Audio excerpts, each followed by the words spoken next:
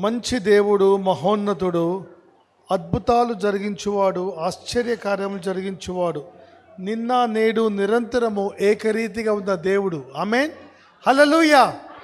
ఈరోజు ప్రపంచమంతటా కూడా ఫాదర్స్ డే సెలబ్రేట్ చేస్తూ ఉన్నది. ఫాదర్ చాలా ప్రత్యేకమైన పదము. మన జీవితంలో మనం చూసినట్లయితే మొట్టమొదటిగా పరలోకమందున్న మా తండ్రి, హల్లెలూయా. రెండవది మన భూమి మీద ఉన్న మన తండ్రి అంటే ఫిజికల్ ఫాదర్, మనకు జన్మనిచ్చిన తండ్రి. మూడవది మన ఆత్మీయ తండ్రి, స్పిరిచువల్ ఫాదర్. మొట్టమొదటిగా పరలోకమందున్న మా తండ్రి. యేసుక్రీస్తు వారు ప్రార్థన నేర్పించినప్పుడు దేవుణ్ణి ఎలా అడ్రస్ చేయాలి అంటే అనేకమైన ఉన్నవి. దేవుని గురించి వివరించడానికి ఆయన టైటిల్స్ కానీ అనేకమైనవి ఉన్నవి. కానీ మనము ఆయనను తండ్రిగా సంబోధించాలని, అంత సమీపంగా కుమారులుగా మనము ఉండాలి అని దేవుడు ఇష్టపడ్డాడు. దాన్ని బట్టియే ఆయన దిగి వచ్చి వెల చెల్లించి దేవునికి మనిషికి మధ్య ఉన్న దూరమును తొలగించి సమీపస్తులుగా చేశాడు. తన సొత్తైన ప్రజలుగా చేసుకున్నాడు. మనము కూడా దేవుని సమీపించినప్పుడు తండ్రిగా గుర్తించాలని దేవుడు ఇష్టపడుతున్నాడు. పాత నిబంధన కాలంలో ప్రజలు దేవుణ్ణి చేరుకుంటానికి భయపడేవారు. అతి పరిశుద్ధ స్థలములోనికైతే ప్రధాన యాజకుడు ఒక్కడే సంవత్సరానికి ఒక్కసారి మాత్రమే ప్రవేశించగలిగేవాడు. కానీ ఈ రోజున ప్రతి ఒక్కరు కూడా ఉన్న పాటున ఆయన సన్నిధికి వెళ్ళగలుగుటకు, అబ్బా తండ్రి అని పిలుచుటకు ఆయన ద్వారము తెరిచాడు. సంతోషంగా ఉన్నారా? దూరంగా ఉండి ఎప్పుడో సంవత్సరానికి ఒక్కసారి నీకు సమయం ఇస్తాను, అందరికీ కాదు ఒకరికే ఇస్తాను అంటే ఎలా ఉంటుంది? కానీ ఏ క్షణమైనా ఏ సమయమైనా ఆయనను చేరుకోవటానికి, నీ హృదయము తెరిచి మాట్లాడటానికి, నీ కష్టం చెప్పుకోవటానికి, నీ సంతోషమును వ్యక్తం చేయడానికి తండ్రిగా ఆయన ఉన్నాడు. హల్లెలూయా. అయితే మోషే చెప్తాడు కదా, నీవు భూమి మీద దీర్ఘాయుష్మంతుడగునట్లు నీ తల్లిని తండ్రిని సన్మానించుము. సన్మానిస్తున్నారా? గౌరవిస్తున్నారా? చెప్పిన మాట వింటున్నారా? రాను రాను సంవత్సరాలు గడిచే కొలది చెప్పిన మాట వినటము చాలా తక్కువైపోతుంది. తల్లిదండ్రులు పిల్లలకి చెప్పాలంటే కూడా భయపడే రోజులు వచ్చినవి. కానీ బైబిల్లో రాయబడిన మాట, నీవు దీర్ఘాయుష్మంతుడగినట్లు నీ తల్లిని తండ్రిని సన్మానించుము. హల్లెలూయా. తండ్రి గురించి మనము తెలుసుకోవాల్సిన కొన్ని విషయాలు నేను చాలా క్లుప్తంగా చెప్తాను. మొట్టమొదటిగా తండ్రి నుండి మనము గమనించాల్సింది ప్రేమ. దేవుడు లోకమును ఎంతో ప్రేమించెను కాగా తన అద్వితీయ కుమారునిగా పుట్టిన వాని యందు విశ్వాసముంచువాడు నశింపక నిత్య జీవము పొందినట్లు ఆయనను అనుగ్రహించెను. God gave his son. దేవుడు ప్రేమించాడు, తన కుమారుణ్ణి బలిగా అర్పించుటకు ఈ లోకానికి పంపించాడు. నీ కొరకు, నా కొరకు. అది ప్రేమలో త్యాగం ఉంటుంది. హల్లెలూయా. ఆయన నిన్ను ప్రేమించాడు. మీరు లూకా సువార్త 15వ అధ్యాయంలో చూస్తే తప్పిపోయిన కుమారుని గురించి, ఆయన డబ్బులన్నీ తీసుకెళ్ళాడు, ఖర్చు పెట్టేసుకున్నాడు, వ్యర్థమైపోయింది, డబ్బులు లేని స్థితిలో ఉన్నాడు, తినటానికి ఆహారం కూడా లేని స్థితిలో, పందుల పొట్టు కూడా దొరకని సందర్భంలో ఆయన పశ్చాత్తాపడ్డాడు. నా తండ్రి ఇంట్లో పనోళ్ళకి భోజనం ఉంది, నేను వెళ్ళే పనోళ్ళలో ఒకలాగా ఉంటానని తిరిగి వస్తున్నాడు. పశ్చాత్తాప హృదయంతో తిరిగి వస్తున్నాడు. అదే తండ్రిని చూడండి, అక్కడ దూరము నుండి చూచి జాలిపడి తండ్రి హృదయము, జాలిగల హృదయము. వెళ్ళిపోయావు కదా, ఫైట్ చేసి మరి డబ్బులు తీసుకుని వెళ్ళిపోయావు కదా, చెప్తా నీ సంగతి అన్నట్టుగా లేడు తండ్రి. ఈ లోకపు తండ్రులే అలాగుంటే పరలోకపు తండ్రి మరింత ప్రేమ గలవాడు, మరింత జాలి గలవాడు. మీరు గుర్తించండి. హల్లెలూయా. శాశ్వతమైన ప్రేమతో నిన్ను ప్రేమించుచున్నాను గనుక విడువక నీ ఎడల కృప చూపుచున్నాను అని సెలవిచ్చాడు. ప్రేమించాడు కాబట్టి కృపను చూపిస్తున్నాడు. చూడండి 2 సమూయేలు 7వ అధ్యాయము 14వ వచనం చూద్దాం. 2 Samuel 7:14 చదవండి ఎవరన్నా. నేను అతనికి తండ్రినయ్యుందును.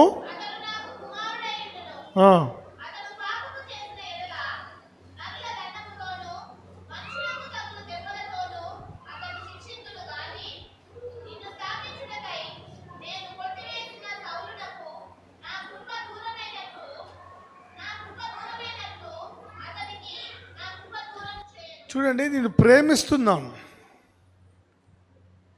తండ్రిగా ఉంటాను, నువ్వు నా కుమారుడిగా ఉంటావు, నా కృప నీకు దూరం చేయను. ఓకే, శాశ్వతమైన ప్రేమతో ప్రేమించుచున్నాడు కనుక విడవక నీ ఎడల కృప చూపుచున్నాడు. అయితే ఇక్కడ ఇంకొక విషయం గమనించాలి. నరుల దండముతోనూ మనుషులకు తగులు దెబ్బలతోనూ అతని శిక్షింతును. ప్రేమించాడు కాబట్టి కృప చూపించాడు, కానీ శిక్ష కూడా ఉంటుంది.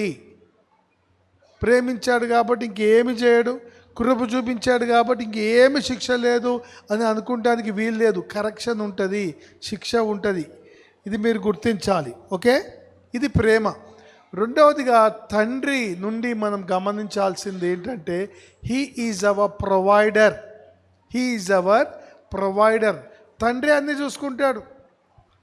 ఇంటిలో పోషణ కానీ, పిల్లల ఫీజులు కానీ, వాళ్ళకి బట్టలు కానీ, వారి భవిష్యత్తు కానీ అంతా తండ్రే చూసుకుంటాడు. మత్తయి సువార్త 6వ అధ్యాయం 26వ వచనంలో రాయబడి ఉన్నట్టుగా ఆకాశ పక్షులు చూడండి, మీ పరలోకమందున్న మీ తండ్రి వాటిని పోషించుచున్నాడు, మీరు వాటికంటే శ్రేష్ఠులు కారా? ఆయన స్వరూపంలో, ఆయన పోలికలో చేయబడిన నిన్ను దేవుడు విడిచిపెడతాడా? నీ పోషణ ఆయన బాధ్యత. హల్లెలూయా. He is a provider. ఫిలిప్పీ 4:19 చూస్తే చదవండి. ఫిలిప్పీ 4:19 కాగా దేవుడు తన ఐశ్వర్యము చొప్పున క్రీస్తు యేసునందు మహిమలో మీ ప్రతి అవసరము తీర్చును. హల్లెలూయా. ప్రతి అవసరము తీర్చువాడు. He is our provider. అరణ్యములో ఏమీ లేదు, అక్కడ మన్నాను అనుగ్రహించాడు, బండలో నుండి మధుర జలమును ఆయన అనుగ్రహించాడు. అక్కడ ప్రజలు 3 రోజుల నుంచి ఉన్నారు, ఆకలితో ఉన్నారు. ఒక చిన్న పిల్లవాడు మాత్రమే ఉన్నాడు, 5 రొట్టెలు 2 చేపలే ఉన్నవి. అక్కడున్న మనుషులందరికీ, పురుషులకు, స్త్రీలకు, పిల్లలకు భోజనం పెట్టిన తర్వాత ఇంకా 12 గంపలు మిగిలినవి. He is a provider. ఏమీ లేదు కదా, ఎలా ఇస్తాడంటే ఆయన సృష్టికర్త. He will provide you. దేవుడు అబ్రహాముకు చెప్పాడు, నీకు ఒక్కడైనా ఇస్సాకుని తీసుకెళ్ళి బలిగా అర్పించమని. తీసుకెళ్ళాడు, పైకి తీసుకెళ్ళిపోతున్నాడు. పనోళ్ళకి చెప్తా, మీరు ఇక్కడే ఉండండి, నేను నా కుమారుడు వెళ్ళి ఆరాధన చేసి తిరిగి వస్తామన్నాడు. పైకి వెళ్ళాక ఇస్సాకు అన్నాడు, మరి బలి పశువు ఏదంటే అబ్రహాం అన్నాడు, యెహోవా ఈరే, ఆయనే చూచుకొనును. He will provide. నీ జీవితంలో కూడా, నీ సమస్యలో అయ్యో ఎలా ఏంటి అంటే యెహోవా ఈరే, ఆయన చూచుకుంటాడు. He will give the best. హల్లెలూయా. మూడవదిగా తండ్రి, అంటే పరలోకపు తండ్రి చేశాడు, ఈ లోకపు తండ్రులు చేయాలి, చేస్తున్నారు, ఇంకా చేయాలి. మూడవది బాధ్యత, రెస్పాన్సిబిలిటీ. సామెతలు 22:6 చూడండి. ప్రొవర్బ్స్ 22:6 ఇది తండ్రి యొక్క బాధ్యత. బాలుడు నడవవలసిన త్రోవన వానికి నేర్పుము, వాడు పెద్దవాడైనప్పుడు దాని నుండి తొలగిపోడు. ఏ మార్గంలో నడవాలో నేర్పించాలి. ఈ లోకపు మార్గాలు కాదు, దైవ మార్గము, దేవుని మార్గము, వాక్య మార్గము, వెలుగు మార్గములో వారిని నడిపిస్తే వాడు అదే మార్గంలో కొనసాగుతాడు. పెద్దవాడైన తర్వాత కూడా దాని నుండి తప్పిపోడు. ద్వితీయోపదేశకాండము 6వ అధ్యాయము 6వ వచనం చూడండి. ఇంటిలో దేవుని వాక్యముతోనే వారిని మీరు ముందుకు నడిపించాలి. ఇది మీ బాధ్యత, ఇది మీ బాధ్యత. అందుకే సంఘ ఆరాధనలు, ఉపవాస ప్రార్థనలు, బైబిల్ స్టడీ అన్నిటికీ అటెండ్ అవ్వాలి. అలాగే ఇంటిలో కూడా దేవుని వాక్యము మాట్లాడాలి. సామెతలు 13వ అధ్యాయము 24వ వచనంలో చూస్తే, బెత్తము వాడని వాడు తన కుమారునికి విరోధి, కుమారుని ప్రేమించువాడు వాడిని శిక్షించుదు. మనం ఏమనుకుంటాం, బెత్తం వాడాడు కాబట్టి మా డాడీ బ్యాడ్ అనుకుంటారు. వాడకపోతే విరోధంట. అంటే బెత్తం వాడదామంటే కర్ర తీసుకుని కొట్టమనే కాదు, డిసిప్లిన్, కరెక్షన్. వాళ్ళు ఇష్టం వచ్చినట్టు వాళ్ళు చేసుకుంటూ వెళ్తూ ఉంటే, చూసి చూడనట్టు ఊరుకుంటే, పోన్లే వాడే తెలుసుకుంటాడులే, పోన్లే వాడే మార్చుకుంటాడులే అని అంటే, అది నువ్వు తప్పిపోయావు. నీ బాధ్యత నుండి నువ్వు శిక్షించాలి, నువ్వు క్రమపరచాలి. You have to correct him and make him walk in the ways of the Lord. నువ్వు సరిదిద్దాలి, దేవుని మార్గంలో వాడు నడుచున్నట్లుగా చూసుకోవాలి. హల్లెలూయా. ఇది తండ్రి యొక్క బాధ్యత. ఇంకా అనేకమైన ఉన్నవి. అయితే ఇంకొక మాట నేను చెప్పదలుచుకున్నాను. ఎఫెసీ 6వ అధ్యాయము 4వ వచనం. ఎఫెసీ 6:4 చదవండి. తండ్రులారా మీ పిల్లలకు కోపము రేపకుడి. హల్లెలూయా. రేపక ప్రభు యొక్క శిక్షలోను బోధలోను వారిని. ఈ ఒక్క మాట చెప్పి నేను ముగిస్తాను. తండ్రులు పిల్లల కోపము రేపకూడదు. అలాగే కొలసి 3:21, కొలసి 3:21, పిల్లల మనసు కృంగకుండునట్లు డిస్కరేజ్ చేయకండి. తండ్రులారా మీ పిల్లలకు కోపం రేప, ఊరికే ఇరిటేట్ చేయకండి, ఊరికే డిస్కరేజ్ చేయకండి, ప్రోత్సహించండి. తల్లి తండ్రి నమ్మకపోతే, తల్లి తండ్రి పిల్లలతో నిలబడకపోతే, తల్లి తండ్రి ప్రోత్సహించకపోతే మరి ఎవరు చేస్తారు?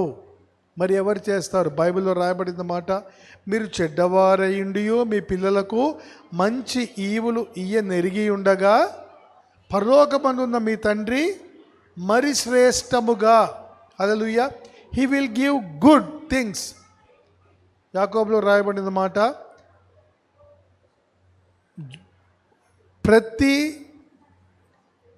చూడండి అక్కడ, శ్రేష్టమైన ప్రతి ఇవియు సంపూర్ణమైన ప్రతి వరమును పరసంబంధమైనదై జ్యోతిర్మయుడగు తండ్రి నుండి వచ్చుచున్నది. Every good and perfect gift comes from above the father of lights.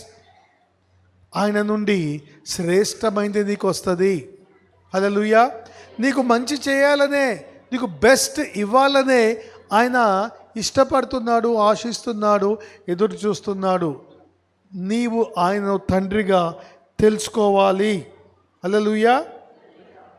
నీవు ఆయనను అన్ని విషయాలలో కూడా సంతోషపెట్టే వ్యక్తిగా ఉండాలి. అలాగే నీ ఆత్మీయ తండ్రి నీ కొరకు ప్రార్థన చేసి, నీ కొరకు కన్నీరు కార్చి, నీకు కౌన్సిలింగ్ చేసి, వాక్యంలో నిన్ను కడుతూ ఉన్న నీ ఆత్మీయ తండ్రిని నువ్వు సన్మానించాలి, గౌరవించాలి. ప్రతిరోజు కూడా ప్రార్థన చేయాలి. ఈరోజు పాస్టర్ గారి పుట్టినరోజు, ఈరోజు హ్యాపీ బర్త్డే చెప్పి, అంటే ఈరోజు ఒక్కరోజు హ్యాపీ ఉంటే చాలన్నట్టుగా కాకుండా ప్రతి దినము కూడా ఆయన సంతోషంగా ఉండాలి.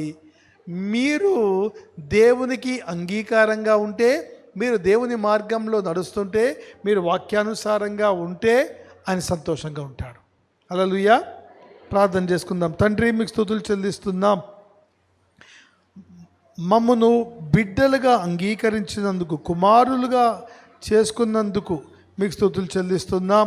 ప్రత్యేకంగా ఈ దినమందు ప్రభా, మేము నీ బిడ్డలుగా, మేము చేయాల్సిన పని నమ్మకంగా చేయనట్లుగా నీవు మా నుండి ఆశిస్తున్నది నెరవేర్చున్నట్లుగా మేము అప్పగించుకుంటున్నాం. కృపను కుమరించుము. నీ ప్రేమను గుర్తించి స్పందించగలుగునట్లుగా మాకు సహాయం చేయము. అంత మాత్రమే కాదు, ఈ లోకంలో ఉన్న తండ్రులు తమ బాధ్యతలో ముందడుగు వేస్తూ ప్రేమిస్తూ తండ్రి ప్రభా కుటుంబాన్ని పోషిస్తూ అన్ని విషయాలలో కూడా తండ్రి అనుకూలంగా ఉండున్నట్లుగా, పిల్లల కోపము రేపక వారి మనసు కృంగదీయక ఉండునట్లుగా సహాయం చేయము. తండ్రి ప్రభా తండ్రుల హృదయము పిల్లల తట్టు, పిల్లల హృదయము తండ్రుల తట్టు తిరుగును గాక అని మేము ప్రార్థిస్తున్నాం. కృపను కుమరించుము, బలపరచుము, మహిమ పొందమని యేసు నామమున ప్రార్థిస్తున్నాము తండ్రి. ఆమేన్.